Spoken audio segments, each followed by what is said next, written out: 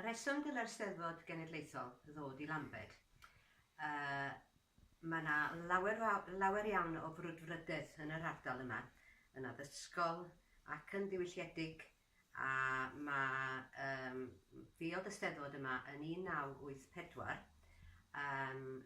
Mae'n dipyn amser ers hynny, a mae pawb yn frwd iawn i gael yma eto.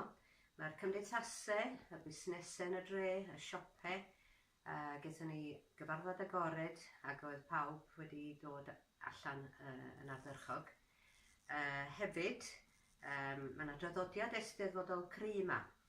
Mae Steddfod Rhys Thomas Llambed, Rhys Thomas Pantyfedwen wrth gwrs, yn digwydd yn blynyddol ac yn dathlu hanner cant.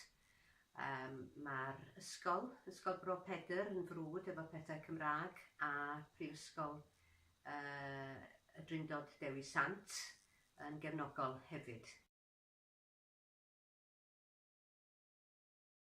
Wel, y brif safle yw un ar y ffordd allan i Silian, sef Coed Parc, a wedyn dwy fferm sydd wrth ochr rheina, sef y Dyffryn ac un arall.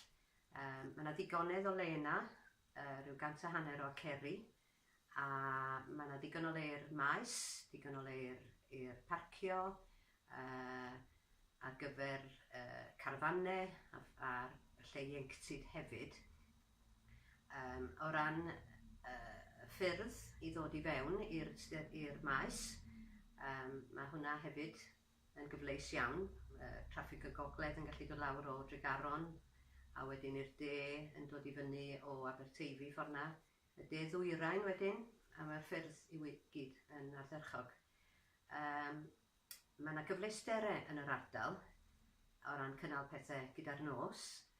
Mae Theatr Felin Fach wrth gwrs, a wedyn yn y coleg mae'n Neuadd y Celfyddydau a'r hen goleg. Mae'r clwb rygbi ar ei newydd wedd yn Llambed, a mae Neuadd Victoria hefyd. Digonedd o gaffis yn y dre i bobl gael dod i fwyta. Dyna ni, dwi'n meddwl.